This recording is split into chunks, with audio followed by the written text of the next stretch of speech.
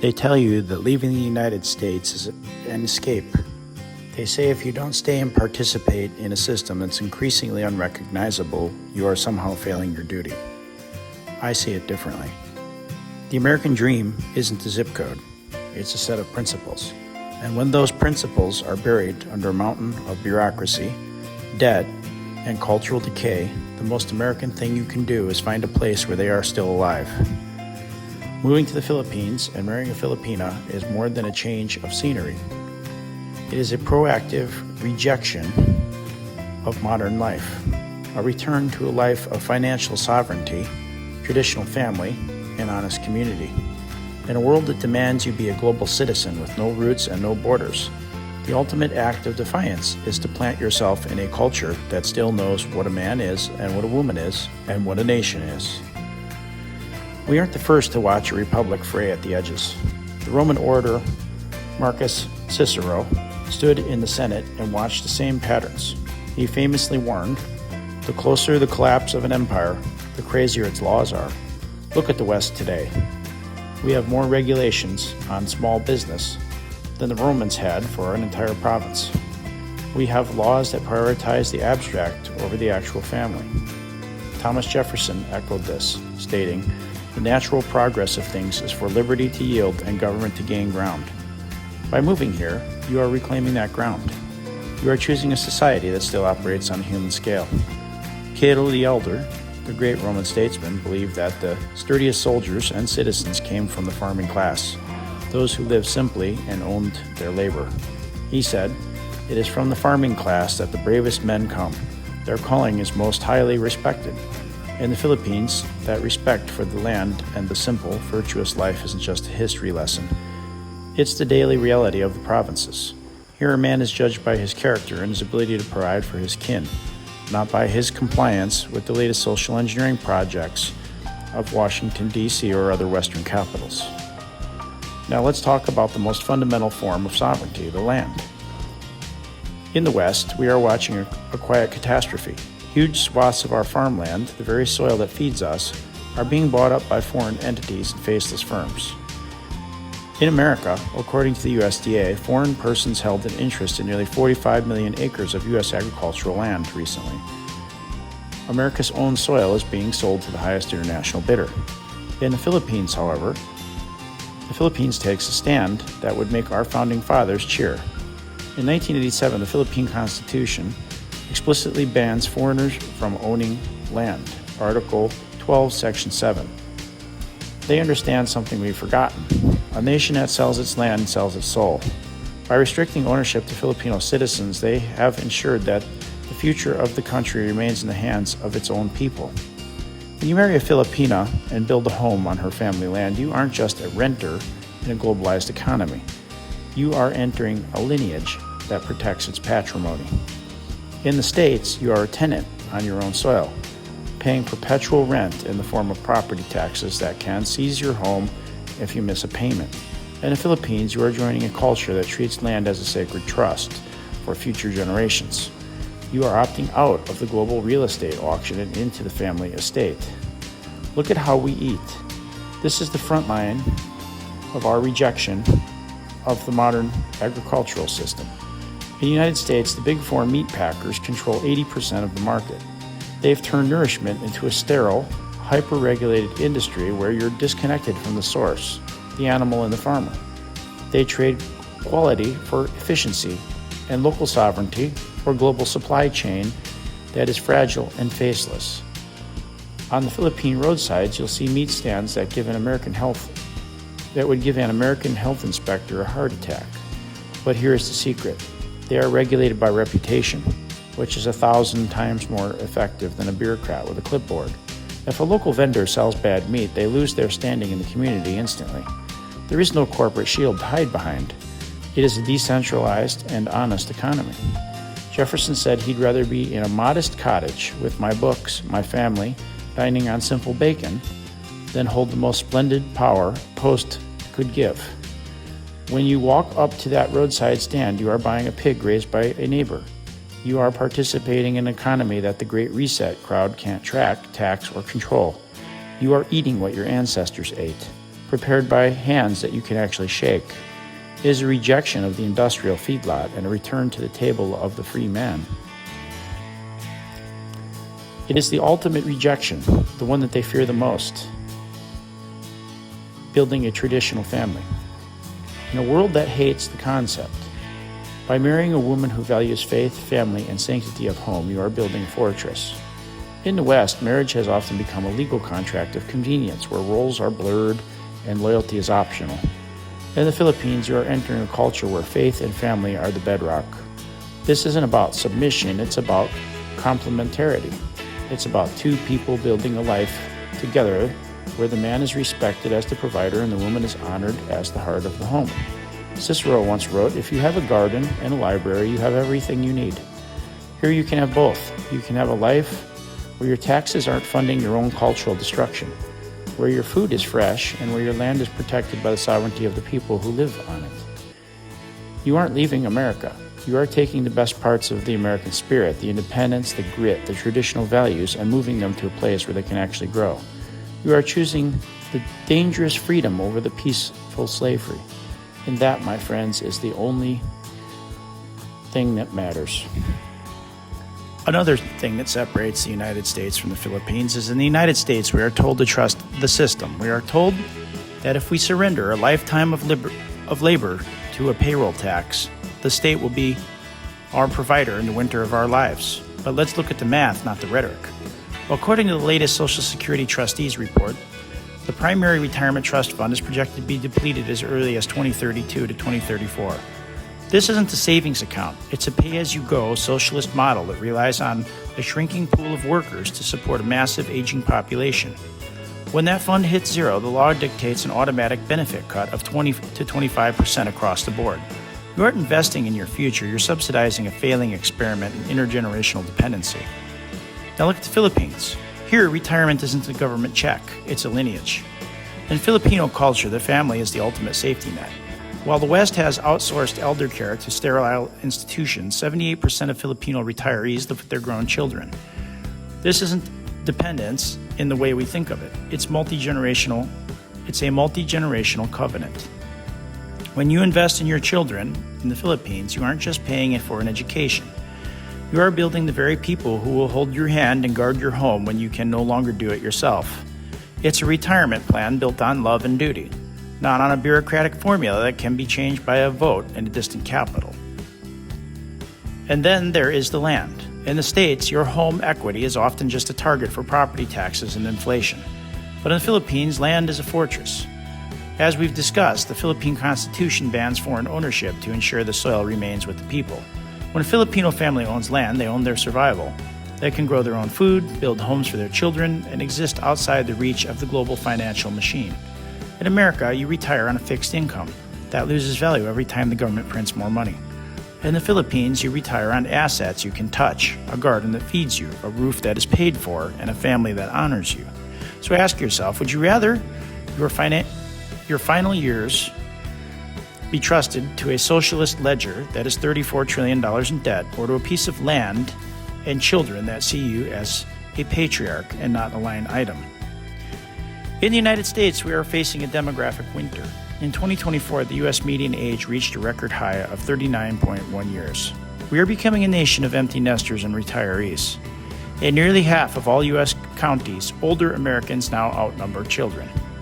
Our workforce is graying before our eyes. Adults aged 50 and older now make up 34% of the U.S. workforce and are projected to reach 40% in the coming years. We are increasingly reliant on a generation that should be enjoying their golden years just to keep the lights on, with 1 in 5 people over 65 still working or looking for work. This isn't just a labor shortage, it's a loss of vitality. As the Urban Institute warns, the number of workers supporting each Social Security beneficiary is plummeting towards a crisis point. Now look at the Philippines. While the West is aging into stagnation, this nation is experiencing a youth dividend. The median age here is just 26.8 years, over a decade younger than a typical American. This isn't just a statistic, it's an energy you can feel in the streets. 28% of the population is between the ages of 10 and 24. This is a massive tech-savvy, English-speaking workforce that is just hitting its prime. While American firms are struggling to find young talent to replace retiring baby boomers, the Philippines has the largest generation of young people in its history. The International Monetary Fund notes that the Philippines has entered a demographic dividend era, while the working age population far exceeds those who are dependent. They are the engine of the future, while the West is increasingly focused on managing its decline. And in closing, finally, my friends, remember that a man's life is not measured by the digits in a digital brokerage account or the approval of the secular state. It's measured by the souls he guards and the altar he serves. In the West, we've built the city of man that has turned its back on God. We've traded the incense of the liturgy for the exhaust of the treadmill. As St. Augustine wrote, in the city of God, two loves have built two cities, love of self, even to the contempt of God, the earthly city, and love of God, even to the contempt of self, the heavenly. By choosing this life, you are choosing a culture that still recognizes the kingship of Christ. You are marrying into a tradition where the home is the domestic church, where the children are received as a heritage of the Lord, and where the marriage bond is not a temporary contract, but a sacramental iron that the world cannot melt. Here we go. Got black dog.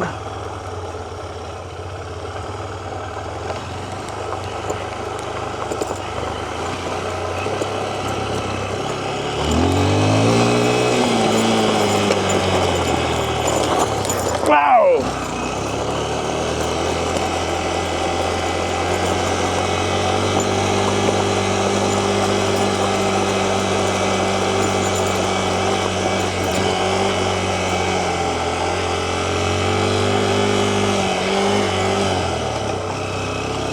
Aklan riverbed.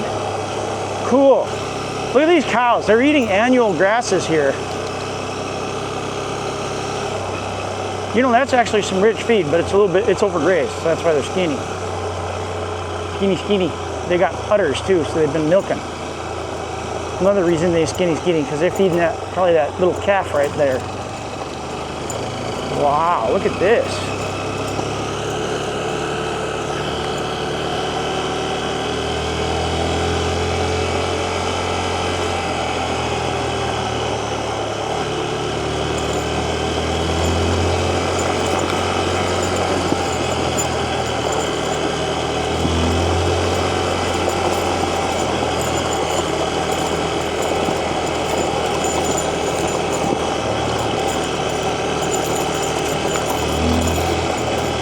This is what the XTAR is good for, right here. If I drop her in the gravel and scratch the heck out of her, she'll only cost me $104,000, and I know she'll work. When I pick her up and straighten her out again, she'll work fine. But dang, look at this.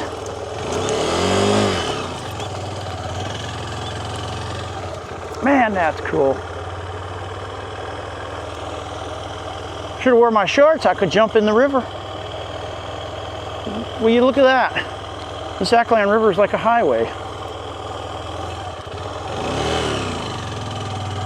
It's all right, baby. Don't worry. You're going to get that 250cc cylinder upgrade soon. And an oil cooler.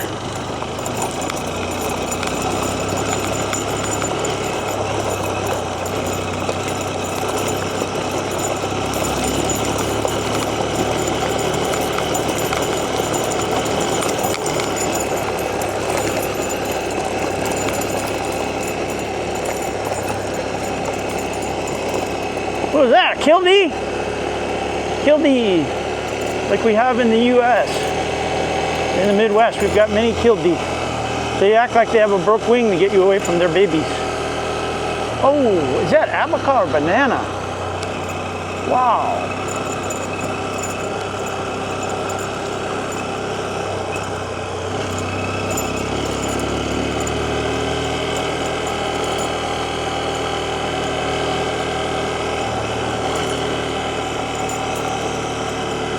Look at that mountains.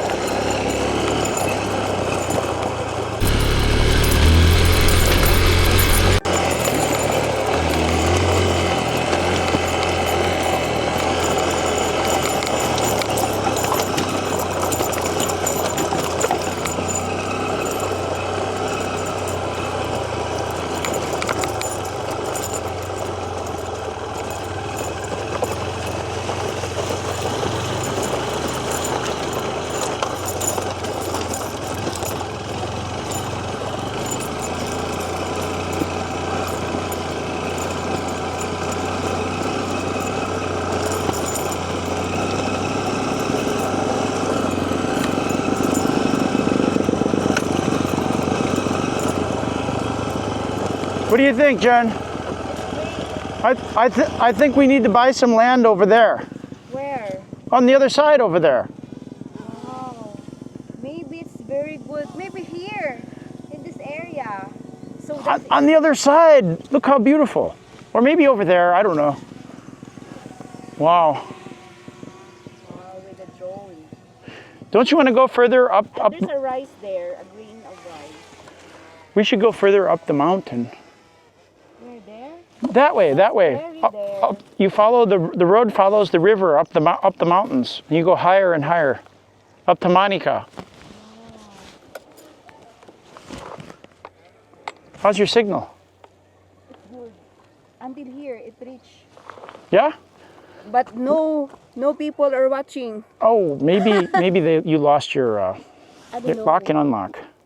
Here, type your password in. You maybe lost your signal before and nobody's coming back. Hello, Sinatoyni. Sinatoyni is here. Just a message. No, there's no people around my. Show that. Show me. Come on, guys. Anybody out there? Yeah, we need somebody to tell us if we have signal. Yeah. Who all we got there? Brandon Melb. Vegas Will. again? Yeah, it's me again, Vegas Will.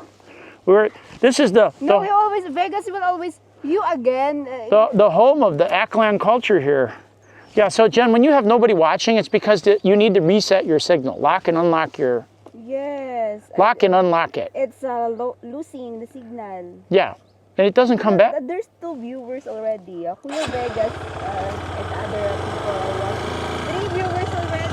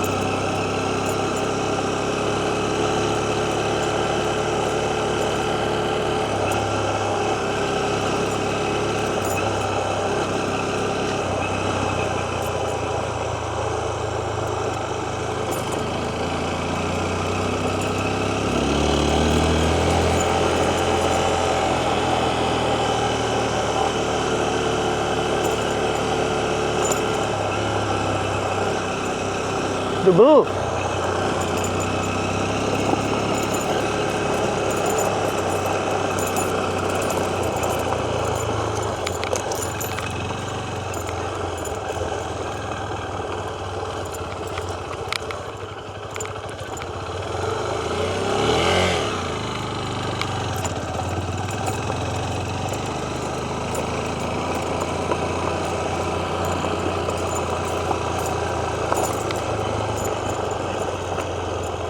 The blue. Wow. All balls and boom.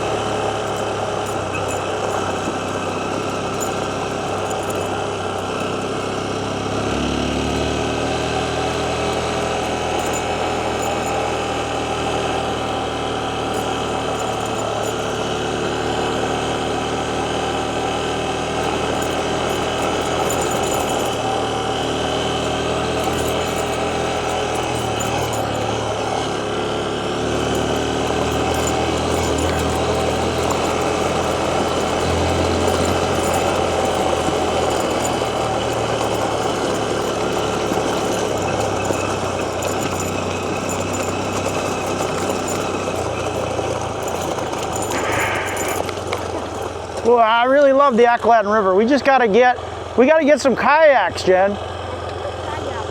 A boat with paddle. We can paddle up, down, back down the river. Yeah, we'll pull them. But it's so very narrow there. Are you kidding? That river's huge. This is where we started off when we floated down on the balsa. It was right here. Okay. Those, That kayak before? Where's the place of that? the balsa started here. Okay. This is where? Yeah. This is where we found it. Yes. Very good, very nice, and very refreshing. Do you want to stop and go further up the mountain now? If you have a headache and you will go here, it will disappear. The water's so clean you can swim in it. It's very clear. Yes. Hello, 15 viewers. Wow, I have already 15 viewers. Hello, 15 viewers. This river is like the heart, the core, And subscribe. the heartland of your people. It's the Aklan River. And the Aklan people, the Aklan language. Yes. Pretty cool place. Alex Beauty. Hello, Kuya Vegas. Did Tonton found a job yet? Tonton have that. He have that something in his bones, sa Kuya Vegas, when he got in a laboratory.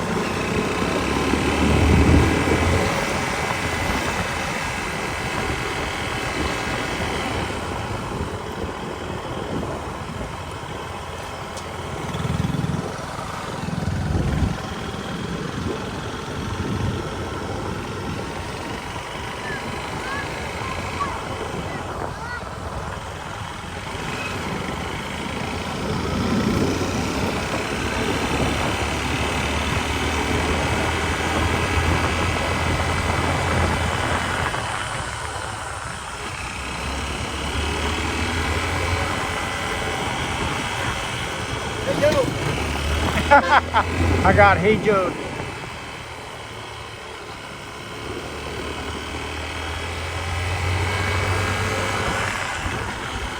Name is James, but yeah, Joel do. Joel do out of respect for the previous generation. My little Nannyput's getting a little ambitious. Right there, Blackie.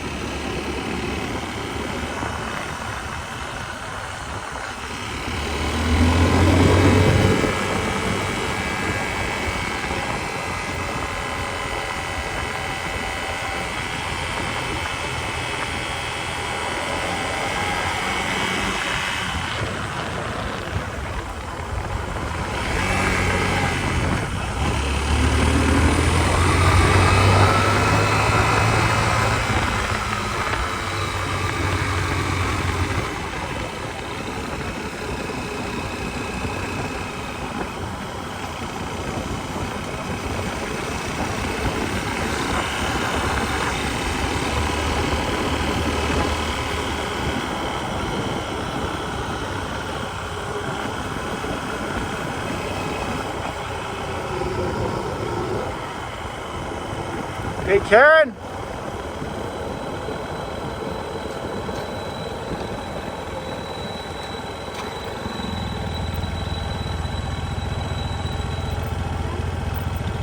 Maybe just a little bit further and we turn around and go back, hey?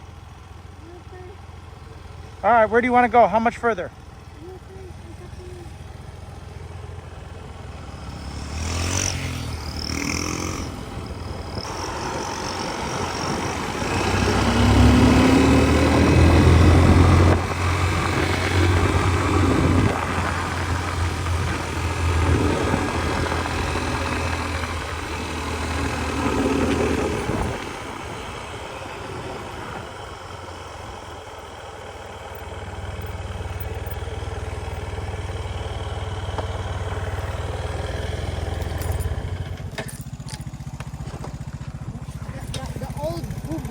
What do you think, John? The oldest kubo. The oldest kubo. It's an old already. Oh.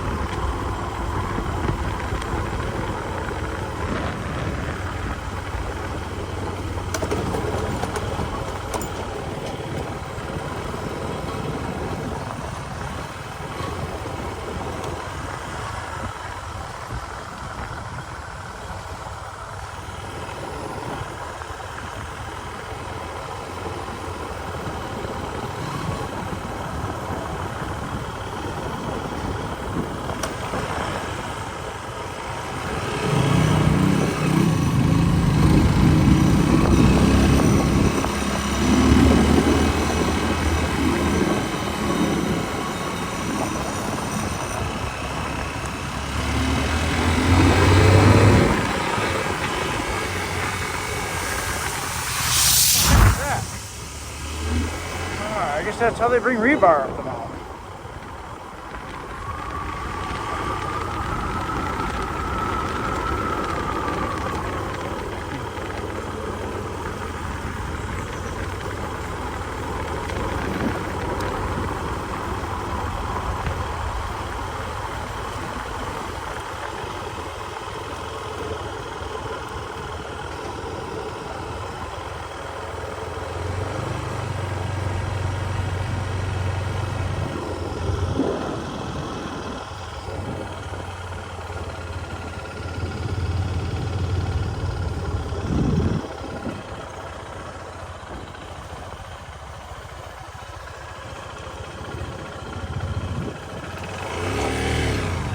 Wow. Taking some snapshots of that.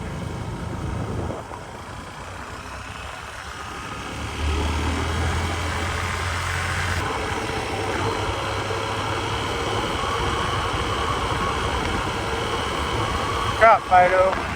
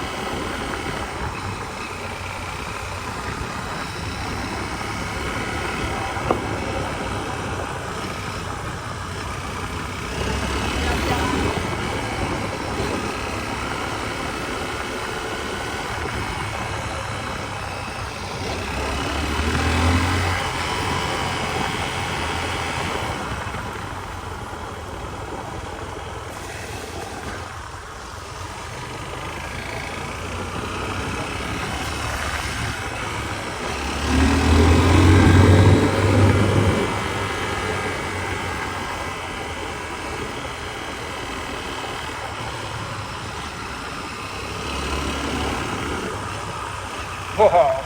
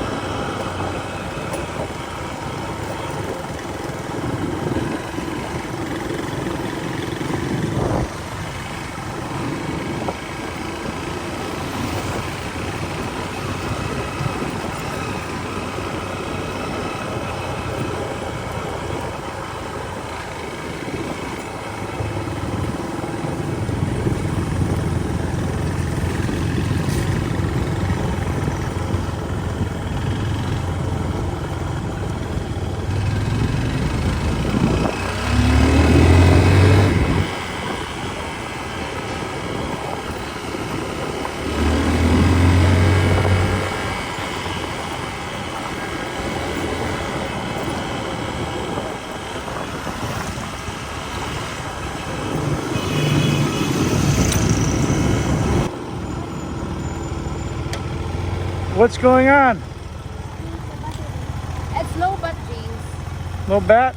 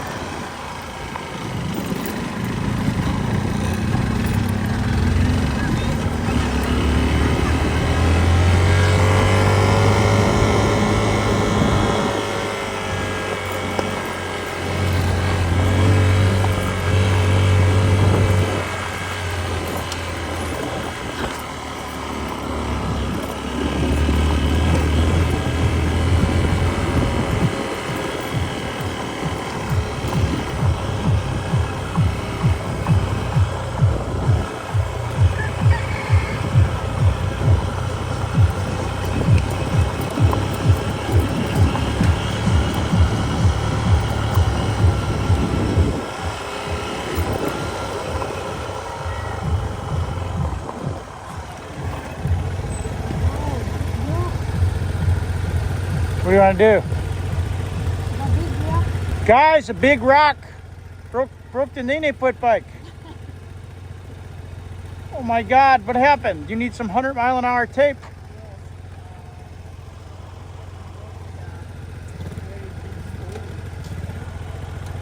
Jen, you need a bike.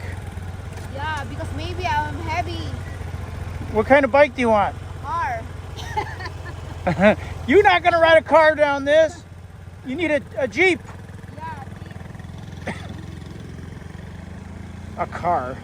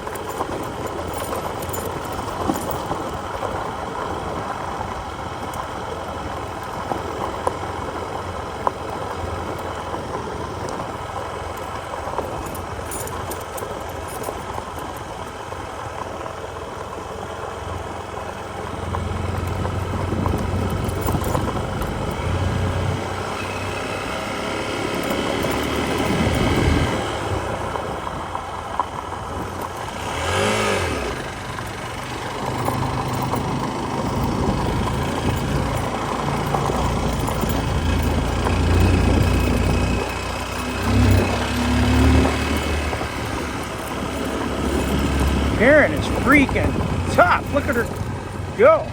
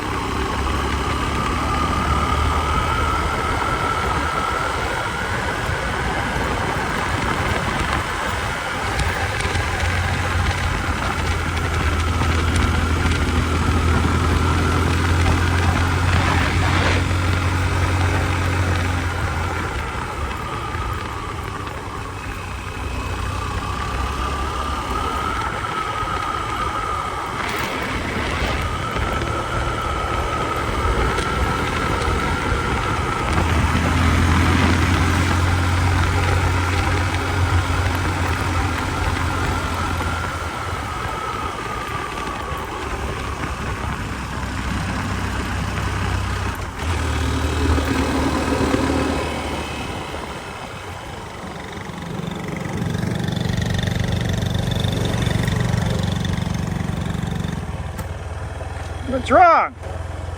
Out of oil? Did you check the oil before you left?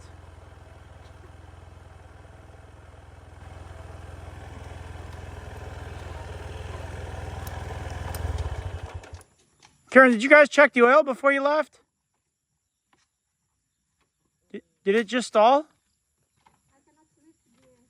You shouldn't stall going up the hill. All right, I'll pull up there and come back and help you.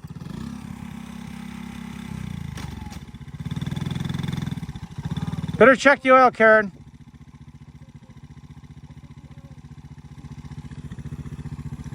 I don't know what happened there. Maybe she just switched the gears wrongly.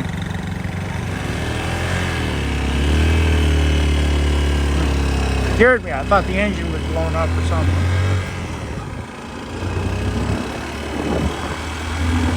The old landing foot's probably getting tired, just not switching them gears right.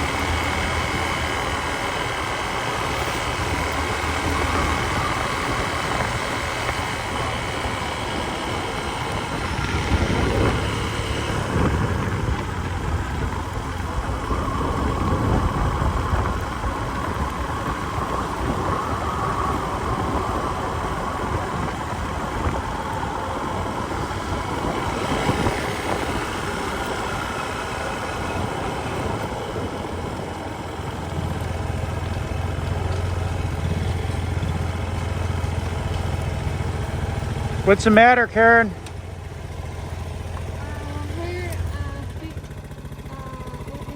microphone is not on. How long has it not been on? Kasi would man I do. The magnet went down Jen's shirt. It's not working. Jen, do you got the magnet? Don't lose it. Here. It's expensive. The magnet is in my tummy already.